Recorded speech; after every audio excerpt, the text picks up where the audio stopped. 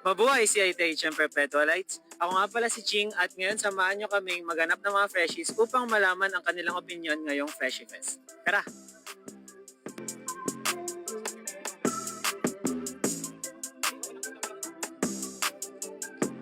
Hello, miss. Hello po. From what department po kayo?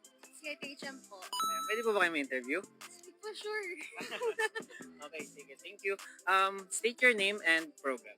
Mariah Liacarel A. Rivera sa Hospitality Management. Hi, my name is Kirsten Denise San Juan and I'm currently a tourism student, first year. Hi everyone, I'm Sophia Kyle F. Bantugan from BS1A Tourism Management. My name is Josa May Lobo po from Tourism Management. And I'm Jersey Lina Spiritu from Tourism Management. My name is Kin Aljan Bidoran. I'm from AS Tourism. So, totoo ba ang mga HM student daw ay masarap magluto? Sim, syempre naman.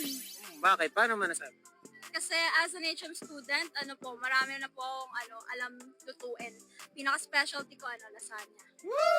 Perfect yun. Sarap naman. Sana matikman natin ang luto ni Mariah next time, no? Tourism student, right? Totoo ba ang sinasabi nila ang mga tourism student daw ay palagala? Siguro. Siguro po. Kasi based on my experience, ako po talaga.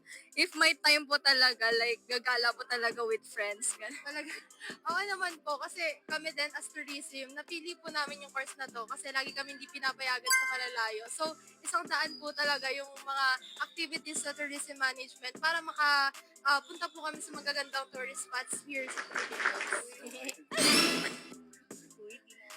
Opo, para sa experience ko. Opo, totoo. Saka dahil pinili po namin yung course na to, para dahil talaga doon. Ganun. So, di ka gaya ni Sofia kanina na strict ang parents, di daw pinapayagan kaya nag-tourism management. Yes, proven and tested. Proven and tested.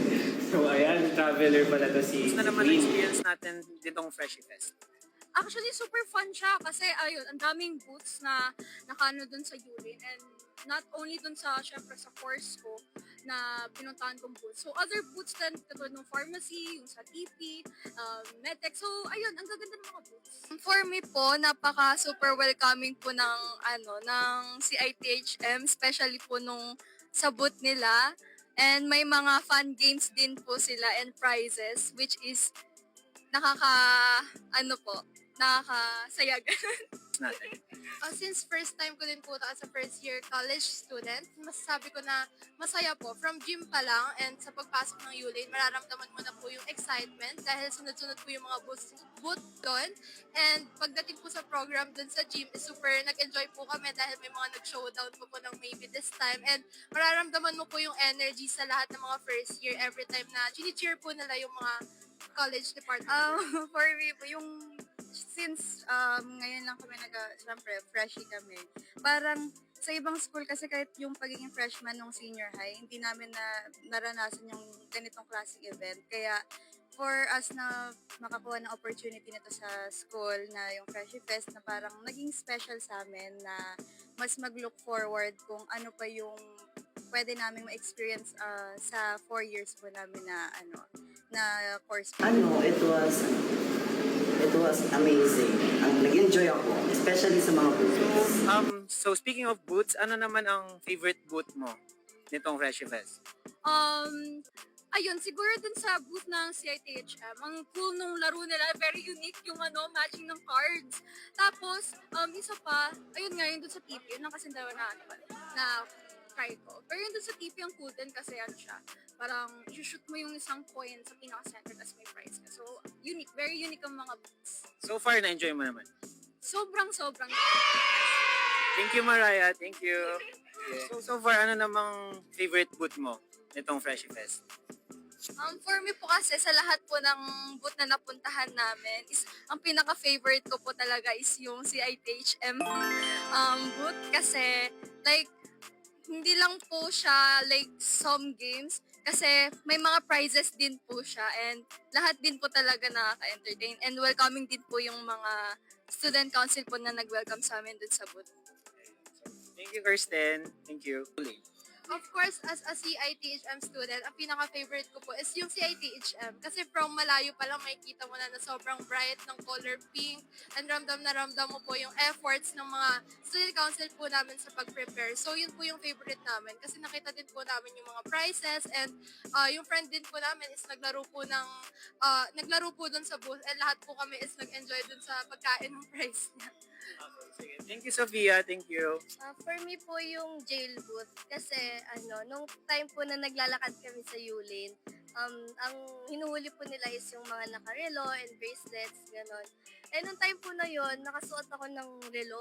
So, parang, nung nagulat na lang ako kasi kinuha nila ako. Tapos, ang mangyayari, it's either magbabayad ka ng 10 pesos para makalaya ka or makukuha ka ng iba para adopt. So, sila yung papalit sa'yo.